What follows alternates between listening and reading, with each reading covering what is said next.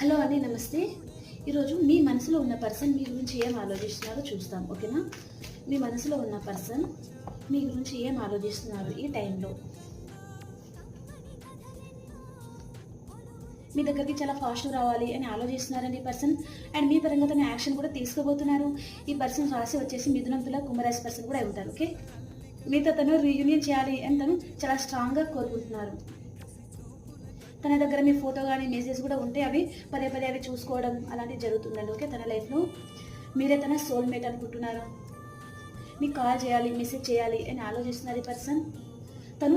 ఈ పర్సన్ మీరు లాంగ్ డిస్టెన్స్లో ఉంటే మీ దగ్గరికి రావాలి అని ఆలోచిస్తున్నారు. తనకి ఏదో ఒక విషయంలో హార్ట్ బ్రేక్ అయింది మీ పర్సన్కి, కాబట్టి తను బాధపడుతున్నారు. అండ్ తను వేరే రిలేషన్లో ఉంటే కూడా అక్కడ నుంచి తను మూవ్ ఆన్ అయిపోవాలి అని ఆలోచిస్తున్నారు.